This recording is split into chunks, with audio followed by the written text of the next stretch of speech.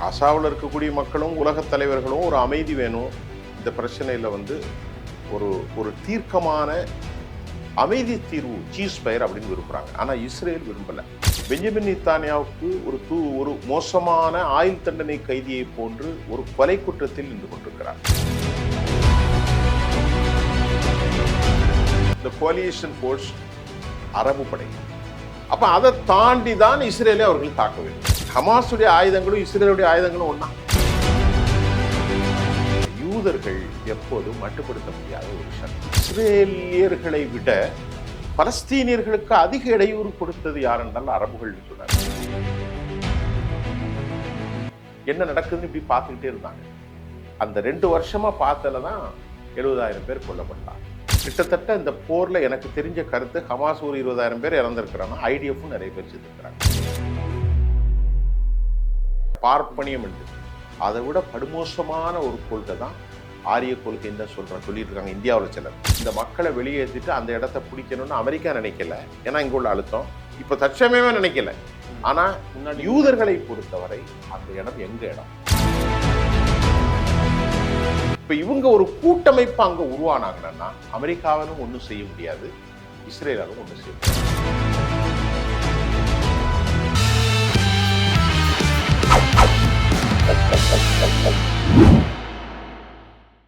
GeM TV நேயர்கள் அனைவருக்கும் வணக்கம். இன்னைக்கு அரசியல் ஆடுகளத்தில் நம்ம கூட யார் இணைந்திருக்காரு அப்படின்னு பார்த்தீங்கன்னா பத்திரிகையாளர் சுஃபியான் சார் அவர்கள் தான் இணைந்திருக்காரு. சார் வணக்கம் சார். வணக்கம், சொல்லுங்க தம்பி. சார், இந்த காசா முனையில் போர் தொடர்ந்து ஒரு 2-3 வருஷமா நடந்துட்டே இருக்கு. ஆனால் நிறைய பேருக்கு தெரியும் ரொம்ப காலமாகவே நடந்துட்டு இருக்கு அப்படின்னு சொல்லிட்டு. இப்போ போர் ஒப்பந்தம் அறிவிச்சதுக்கு அப்புறமே ஹமாஸ் தான் தாக்குறாங்க அப்படின்னு சொல்லி இஸ்ரேல் திரும்பி அடிச்சிட்டு இருக்காங்க. ஸோ இதை பற்றி நீங்கள் என்ன நினைக்கிறீங்க? இல்லை, இது எப்படின்னு சொன்னா நாம நிறைய இந்த விஷயமா பேசிக்கிட்டு இருக்கோம். ஒரு இன்டர்நேஷனல் அனலிஸ்ட் மாதிரி இந்த விஷயம் நிறையவே வருது.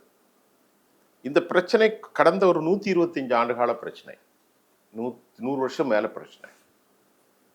இப்ப இஸ்ரேல் என்ன நினைக்கிறாங்க அப்படின்னா வேற ஒன்றும் இல்லை. எளிய நடையில நான் சொல்றேன்னா, காசாவில் இருக்கக்கூடிய மக்களும் உலகத் தலைவர்களும் ஒரு அமைதி வேணும்.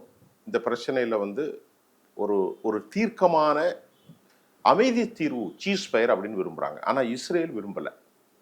ஏன்னு கேட்டால் அவர்களுக்கு அந்த வேதம், தௌராத் வேதம், அவர்கள் இருக்கக்கூடிய அந்த வேதத்தில் இது கடவுளுடைய பூமி, இது இந்த லேண்ட் ஆஃப் காட், இது காட் ப்ராமிஸ்ட் லேண்ட். அதனால் எந்த ஒப்பந்தம் போட்டாலும் அமெரிக்கா என்ன சொல்லிட்டாங்க, இந்த மக்கள் இனி அங்கிருந்து வெளியேற்றப்பட மாட்டார்கள், அது வில் நாட் ஹேப்பன், ஒருபோதும் நடக்காது அப்படின்ட்டு அமெரிக்கா சொல்லிட்டாங்க. இப்போ அமெரிக்காவுக்கு என்ன பிரச்சனைன்னா, அவர்களுடைய நம்பகமான கூட்டாளிகளும் பண முதலாளிகளாகவும் அரபுகள் தான் இருக்கிறாங்க. சவுதி அரேபியா, கத்தர், யுஏஇ, இப்படி நாடுகள் இருக்கிறாங்க. இப்போ அந்த நாடுகளுடைய ஒரு சப்போர்ட் இல்லாமல் அமெரிக்காவுக்கு எதுவும் பண்ண முடியாது. மத்திய கிழக்கு பொறுத்தவரை நிரந்தர எதிரியாக அவர்களுக்கு இப்போ சைனா இருக்கிறது, ரஷ்யா இருக்கிறது. இப்போ இந்தியாவையுமே அந்த டேரிஃப்லாம் பாய்ச்சிட்டு இருக்காங்க. இப்போ மத்திய கிழக்கு அவர்களுக்கு ரொம்ப ரொம்ப முக்கியமான இடமா இருக்கனால அதுல ஒரு ரவுடி மாதிரி ஒரு இஸ்ரேல ஒருத்தனை கொண்டு வச்சாங்க. அது இஸ்ரேலுடைய நாடாக இருக்கிறது, அது வேற விவகாரம். அதுக்கேற்றவாறு பெஞ்சமின் நேத்தன்யாகு நடக்கவில்லை. இப்ப இந்த பிரச்சனையில எந்த அளவிற்கு அவர்கள் தொடர்ந்து அந்த ஒப்பந்தத்தை 20 பாயிண்டை பின்பற்றுவாங்கன்னு தெரியல. ஆனா பின்பற்றாம இருக்கிற காரணத்தால தான் நேற்று அமெரிக்காவினுடைய வைஸ் பிரசிடென்ட் ஜேடி வான்ஸ் வந்திருக்கிறார் டெல் அவீவுக்கு. அவருக்கு பக்கபலமாக ஜெரி குஷ்னர் மற்றும் ஸ்டீவ் விட்காஃபாக இருக்கிறாங்க. அவங்க ஒரு இன்கிரெடிபிள், ஒரு optimist society must be possible அப்படிங்கிற கருத்தை சொல்றாங்க. ஆனாலும் எனக்கு என்ன விவகாரம்னா, பெஞ்சமின் நேத்தன்யாவுக்கு ஒரு மோசமான ஆயுள் தண்டனை கைதியை போன்று ஒரு கொலை குற்றத்தில் நின்று கொண்டிருக்கிறார். ஆல்ரெடி அவங்க அதாவது போர் குற்றத்தினால அவர் அரெஸ்ட் பண்ண சொல்லி அதனால இன்டர்நேஷனல் கோர்ட் ஆஃப் ஜஸ்டிஸ் அவரை அரெஸ்ட் பண்ணணும் அப்படின்னு ஒரு முடிவு எடுத்திருக்கிறாங்க. இதனால கனடா போன்ற நாடுகளும் எல்லா நாடுகளுமே இவனுக்கு எதிராக இருக்கு.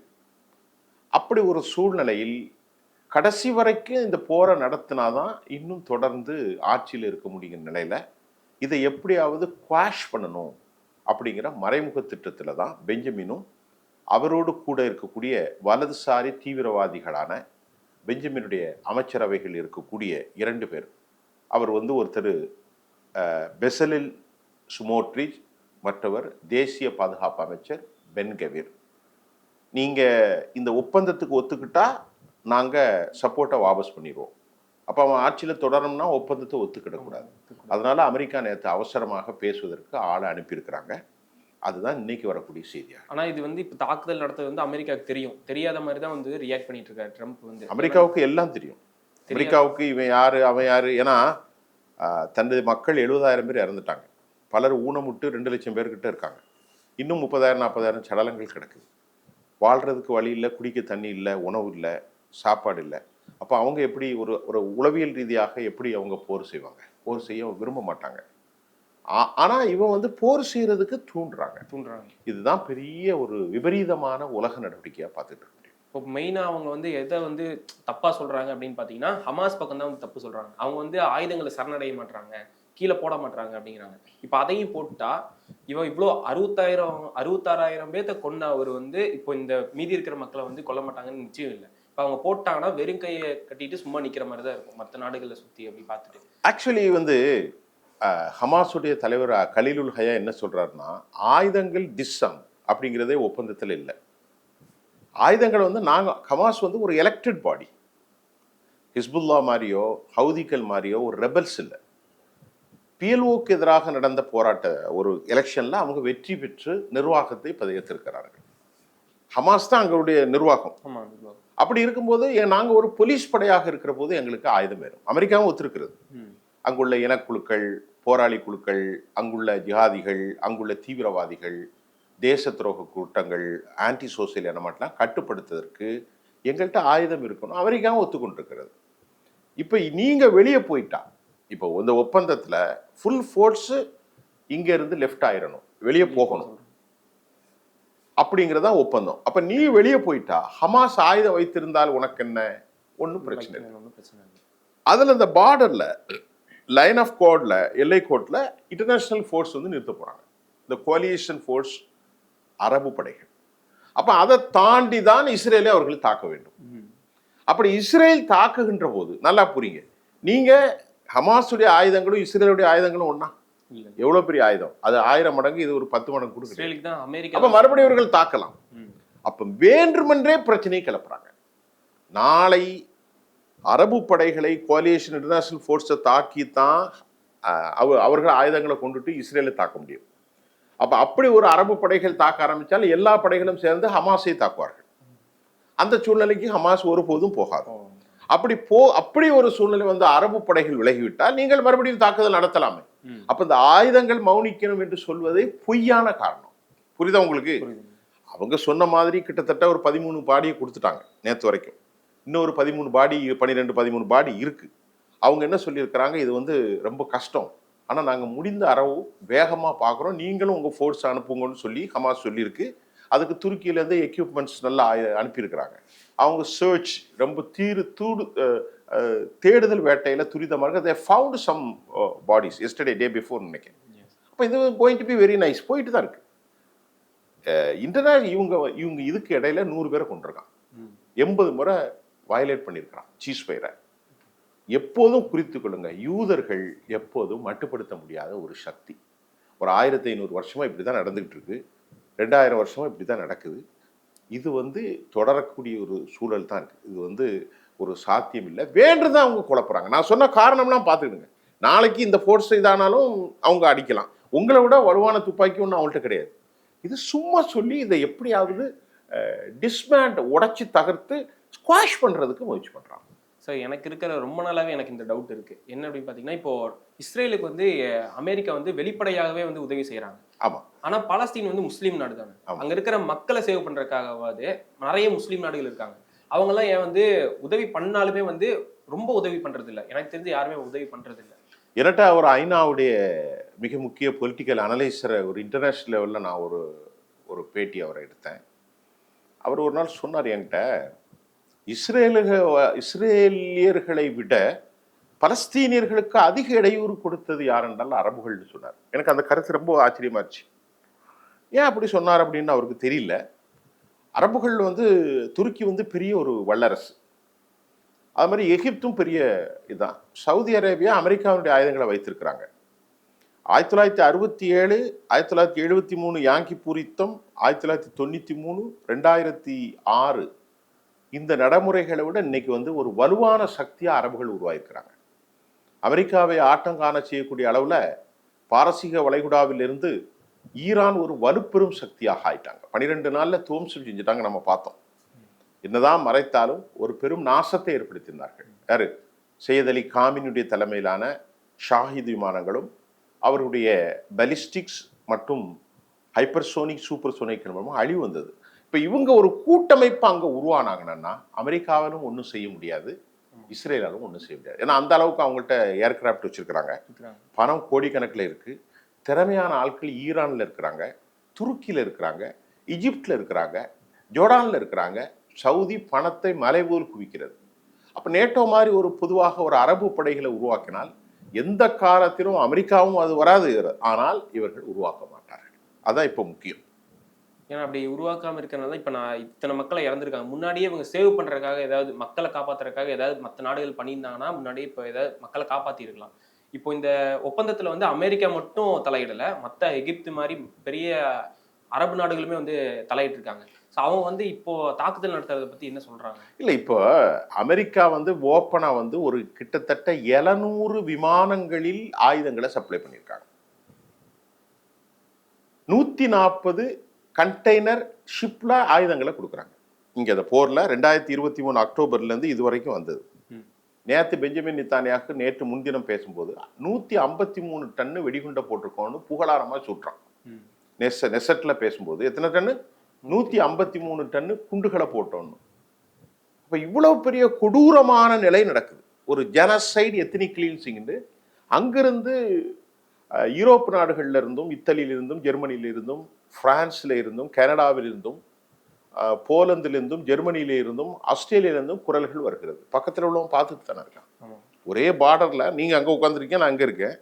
இந்த பார்டர்ல ஜோர்டான் இருக்கிறது, இந்த பார்டர்ல எஜிப்ட் இருக்கு, சினாய். அப்புறம் அப்படி கொஞ்சம் தள்ளி போனா தான் ஈரான் இருக்கிறது. அப்புறம் லெபனான் பார்டர் கொஞ்சம் தள்ளி இருக்கு, இந்த பக்கம் சவுதி இருக்கு. ஒரு 10 நிமிஷத்துல எல்லாருமே ரெடி ஆகலாம். அவர்கள் வராததுக்கு காரணம் அவர்களுக்கு இந்த உலகத்தில் இருக்கக்கூடிய ஒரு பெரிய ஆசை, அவா. அது மட்டும் இல்லாமல் அமெரிக்காவிட்ட இவங்க எடுத்து பேசலாம், போர் செய்யணுங்கிறது இல்லை, அமெரிக்காவோட அழுத்தம் கொடுக்கலாம். உடனடியாக இந்த பலஸ்தீனத்தில் 70,000 பேரை கொலை செய்திருக்கிறார்கள். 1,40,000 பேர் ஊனமுட்ட நிலையில சவுதியோ, ஈஜிப்டோ, துருக்கி எர்டோகன் இவங்க எல்லாரும் சேர்ந்து வலுவான ஒரு கட்டமைப்பை, இந்த கூட்டமைப்பு ஃபார் பீஸ், நிரந்தர பீஸ் சொல்லி அமெரிக்காவை கூப்பிட்டு பேசினால, எதுவுமே செய்யல. ஈரான் எனக்கு உதவி செய்யுங்க அப்படின்னு சொன்னா ஈரானுக்கும் உதவி செய்யல. இவங்க சேர மாட்டாங்கிறது உலகம் முழுவதும் தெரியும். அதனால அமெரிக்காவை என்ன செய்யறது, பிரித்தாளும் சூழ்ச்சியில இவங்களை தனியே காய நகட்டுறாங்க. இன்னைக்கு அமெரிக்காவுக்கு ஒரு பெரும் அழுத்தம் வருவதற்கான நிலையை சொல்லிக்கிட்டு கண்டனம் மட்டும் தான் செய்வாங்க, கன்னடம் மட்டும் தான், அதாவது கண்டனம் மட்டும் தான் தெரிவிப்பாங்க. ஆனா எந்த ஒரு இதுவும் செய்ய மாட்டாங்க. இவங்க அரபு போர்ட்ஸ் உள்ள போயிருந்தா கூட ஓரளவுக்கு இந்த மரணத்தை தடுத்திருக்கலாம். ஒரு 10 நாள் 20 நாள்ல எல்லா படைகளுமே உள்ள என்ட்ரு ஆயிருந்தா கூட நிறைய பேரை தடுத்திருக்கலாம். ஒரு பெரிய போர் வந்திருக்கும், மக்கள் கொல்லப்படுவதை தடுத்திருக்கலாம். இவங்க அனைவரும் they are sitting on the spectators gallery, they have been completely watching. என்ன நடக்குதுன்னு இப்படி பார்த்துக்கிட்டே இருந்தாங்க. அந்த 2 வருஷமா பார்த்ததுல தான் 70,000 பேர் கொல்லப்பட்டாங்க. 90% வீடு அழிக்கப்பட்டது, கர்ப்பிணிகள் கொல்லப்பட்டார்கள், முதியோர்கள் கொல்லப்பட்டார்கள், வயதானவர்கள் கொல்லப்பட்டார்கள். இன்னைக்கு கிட்டத்தட்ட இங்கிலாந்துக்காரன் சொல்றக்கூடிய ஒரு வார்த்தை கூட 500 பில்லியன் நீ கொடு. யார் சொல்றா? ஸ்டோமர்ஸ் சொல்றார், இங்கிலாந்துடைய பிரசிடென்ட். ரொம்ப அழகா சொல்றார், இந்த மக்களை சாகடிச்சியே 500 பில்லியன் கொடு. 500 பில்லியன்னா 40 லட்சம் கோடி கொடுங்கிறான். அவர்கள் பேசக்கூடிய அந்த உணர்வான பேச்சுக்கெல்லாம் மனிதநேயத்தோட பேசுறாங்க. பிரான்ஸ் கூட மனிதநேயத்தோடு எல்லாருமே பேசுறாங்க. ஆனா இவங்க யாரும் மனிதநேயத்தோடு நடக்கலையோ என்கிறது தான் ஒரு சந்தேகம். இப்போ அந்த 60,000 மக்கள் வந்து இறந்தது வந்து ஒரு மிகப்பெரிய விஷயம். ஆனா அது வந்து இப்போ வரையுமே ஒரு பெரிய விஷயமா, ஏன் இவ்வளோ பேரை வந்து கொண்டிருக்காங்க, இவ்வளோ பேர் வந்து இறந்துருக்காங்க? ஏன்னா இத்தனை பேர் வந்து ஹமாஸ் படையில் இருக்காங்களா? அவங்க மெயினா சொல்லி கொன்னது காரணமே ஹமாஸ் அழிக்கணும், அதுக்காக நாங்கள் இது பண்றோம் அப்படின்னு சொல்லி தான் அழிச்சாரு. ஆனா இவ்வளோ மக்களை அழிச்சதுக்கு அப்புறமும் திரும்ப நாங்கள் ஹமாஸ் அடிப்போம் அப்படின்னு சொல்லிட்டு இது பண்ணிருக்காங்க. ஒருவேளை ஹமாஸே திரும்ப வந்து இஸ்ரேல தாக்க ஆரம்பிச்சாங்கன்னா இப்போ அமெரிக்கா மற்ற நாடுகள்லாம் சும்மா இருந்திருப்பாங்களா? இல்லை, ஹமாஸ் வந்து எப்படின்னா நமக்கு கிடைச்ச தகவல் ஃபுல்லாக பார்க்கும்போது ஹமாஸ் வேற, மக்கள் வேற இல்லை. அந்த மக்கள் வந்து they believe and trust on ஹமாஸின் மீது நம்பிக்கை வைக்கிறாங்க. அவங்க அந்த மக்களுடைய ஒருவராகத்தான் இருக்கிறார்கள்.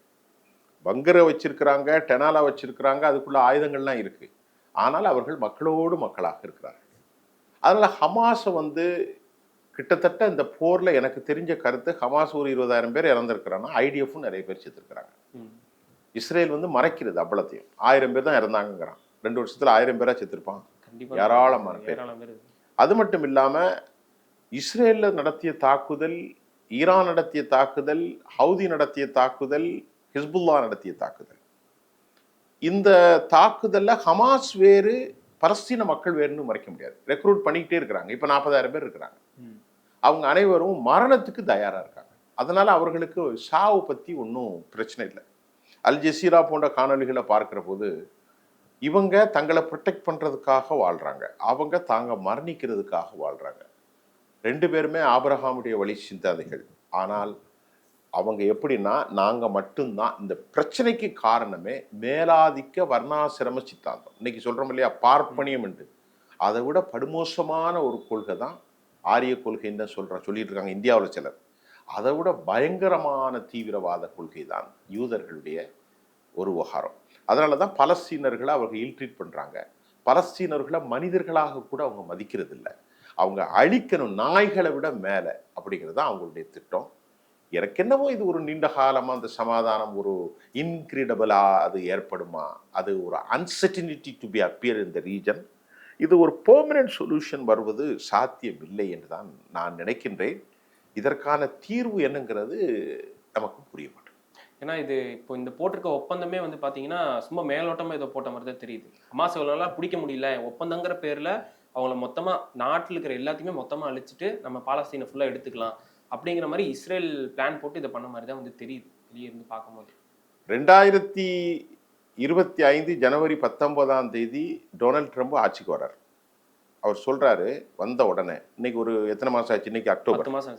இந்த 10 மாசத்துக்கு முன்னாடி வந்த அன்னைக்கு சொல்றாரு. அதுக்கப்புறம் சொல்றாரு காசா வந்து நாங்க எடுத்துருவோம், உங்கள்கிட்ட எல்லாம் கேட்க மாட்டோம், அமெரிக்க அதிபர் சொல்றாரு.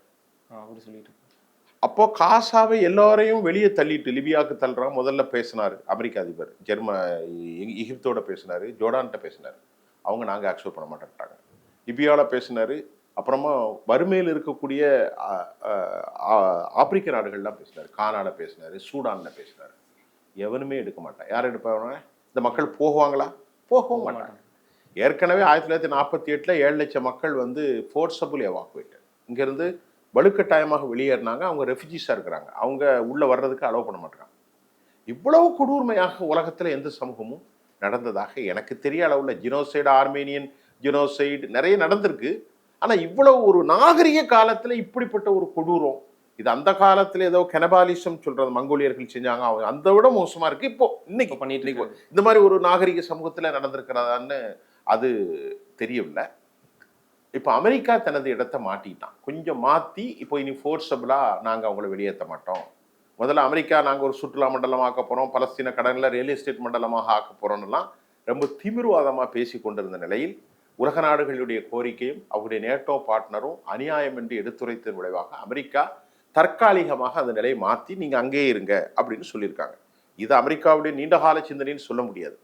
1918 ஒட்டாமன் எம்பரர் வந்து ஃபால் ஆன பிறகு அமெரிக்காவும் ட்ரூமன் இவர்களும் சேர்ந்து தான் ஆண்ட்ரூ பால்ஃபர் டெக்ளரேஷன் மூலம் தான் இந்த மக்களை கொண்டு உள்ள வச்சாங்க. இந்த இடத்த விட்டு அவங்க போயிட்டாங்க. இப்போ தெனுக்கட்டாயமாக தங்களுக்கு ஒரு ஆள் வேணும்னு தான் கொண்டு அமெரிக்காவும் யூகேயும் கொண்டு வச்சாங்க. இப்போ இந்த மக்களை வெளியேற்றிட்டு அந்த இடத்த பிடிக்கணும்னு அமெரிக்கா நினைக்கல, ஏன்னா இங்க உள்ள அழுத்தம். இப்போ தற்சமயமே நினைக்கல. ஆனா யூதர்களை பொறுத்தவரை அந்த இடம் எங்க இடம், நீங்க தான் ஆக்கிபை பண்ணிருக்கீங்க, நாங்க ஆக்கிபை பண்ணல அப்படின்னு தான் யூதர்கள் கான்செப்ட். அதுல ஒரு 60-70% மக்கள் ஒரு பீஸ்ன்னு சொன்னாலும் ஒரு 30% 40% மக்கள் யூதர்கள் அந்த தோரா பிப்ளிக்கல் நாம்ஸ் பைபிள் அடிப்படையில் எங்களுடைய தேசம், இது எங்களுக்குள்ளது, ஜெருசலேம் எங்களது. இப்போ அலெக்சா மசூதின்னு முஸ்லீம்கள் சொல்லிட்டு இருக்கார்கள், அது எங்களது. சாலமோன் மன்னர், it was constructed by Solomon. Solomon belongs to யூதம் சமூகம். அதனால நாங்க தான் அங்க ஆளுமே தவிர நீங்க வெளியேற்று வந்தீங்க அப்படின்னு தான் அவங்களுடைய இன்டென்ஷன் ஆஃப் த பீப்புள், அவங்களுடைய உள்ளம் அப்படிதான் சொல்லுது. அதனால இது ஒரு சிக்கலான நடைமுறை. இன்னைக்கு இல்லாட்டா நாளைக்கு கூட இது உலக அளவுல வேறு பல ரூபங்களை கொண்டு வரும். 20 வருஷம் கழிச்சாலும் 30 வருஷம் கழிச்சாலும் ஒரு கடுமையான உலகத்தின் ஒரு பகுதி அழிந்து போவதற்கு காரணமாக கூட இந்த போர்க்களங்கள் வேறு விதமாக உருவெடுக்கக்கூடிய வாய்ப்புகளும் இருக்கிறது. அதுதான். ஏன்னா இதனால இந்த பிரச்சனைனாலதான் ஈரானுக்குமே வந்து பிரச்சனை. ஆமா, இப்ப ஈரான் வந்து சுயாதீனமா உருவாயிட்டாங்க. இப்ப நேத்து கூட மோக் பண்ணியிருக்காரு யாரு, சையத் அலி காமினி. நீ எங்க நாட்டுல வந்து அணு ஆயுத தளங்களை வந்து பங்கர் பஸ்டர் GBU-57 வச்சு போட்டியே, எங்க போட்டா என்னத்தை பண்ணான்னு கேட்குறாங்க. கிண்டல் பண்றாங்க. அப்போ அமெரிக்காவால ஒன்றும் செய்ய முடியல, பேச முடியல. அவங்க ஆயுதங்களை வந்து என்ரீச் பண்றாங்க, அதாவது அணு ஆயுதங்களை என்ரீச் பண்ணி சென்ட்ரிஃபியூஜ் பண்றாங்க. 60 அதுக்கே நீ வந்து IAM, அதாவது இன்டர்நேஷனல் அட்டாமிக் எனர்ஜி ஏஜென்சி மூலமாக ப்ரெஷர் கொடுக்குறீங்க. ஆனா சேட்டலைட் பிக்சர்ல ஃபார்ம் ஆயிருக்கு 9 வெடிகுண்டுகளை வச்சு அணுகுண்டு வச்சிருக்கிறான் யாரு, இஸ்ரேல். இது வந்து முன்னாடியே பண்ணிட்டாங்க. அதை பத்தி எந்த உலகமும் கேட்க மறுக்கிறது. ஐரோப்பிய யூனியனும் கேட்க மறுக்கிறது, அமெரிக்காவும் கேட்க மறுக்கிறது, அரபுகளும் கேட்க மறுக்கிறாங்க. ஈரான் அதான் சொல்லிட்டு இருக்கு, நான் வந்து நலப்பணிகளுக்கு செய்யறதுக்கே நீ இவ்வளவு பிரச்சனை பண்றான், எங்கிட்ட பாம்பு கிடையாது, நீங்க வாங்க, we open the door, come and find out there, இருந்தா எங்களை கண்டிங்க, ஆனா நாங்க என்ரீச் பண்றது எங்களுடைய சுயாதீன உரிமை. உனக்கு முன்னாடியே நாங்க பெரிய நாடு, இன்னைக்கு நேற்று இல்லை, பல ஆயிரம் வருஷமா இருக்கும். அதனால என்ரீச் பண்றது it is a purpose for the people, மக்களுக்காக வந்து எலக்ட்ரிசிட்டி எல்லாம் கன்சியூம் பண்ண போறோம். மாதிரி அணுகுண்டு செய்யறதோ எங்க இஸ்லாமிக் இதுல கிடையாதுங்கிறத ஃபத்வா வேற கொடுத்துருக்காரு. அணுகுண்டு தயார் பண்ணி மக்களை கொல்லக்கூடாது. ஆனாலும் அவரை அழிப்பதற்கு ஈரானை காலி செய்தால் ஒட்டுமொத்த மத்திய கிழக்கும் அடிமைகளாக நமக்கு வந்துடும் அப்படிங்கிறது தான் அமெரிக்காவுடைய திட்டம், யூரோப்பியனுடைய திட்டம். ஆக அதெல்லாம் இப்போ போயிட்டு இருக்கு. பலஸ்தீன பிரச்சனை இந்த 20 பாயிண்டும் கன்ஃபார்மா வருமா அப்படிங்கிறத நம்ம அடுத்து தான் பார்க்கணும். ரொம்ப சூப்பரா கேள்விகளுக்கு ரொம்ப சூப்பரா பதில் சொன்னீங்க சார். இதே மாதிரி அடுத்த அரசியல் ஆடுகளம் நிகழ்ச்சியில நான் உங்களுக்கு சந்திக்கிறேன்.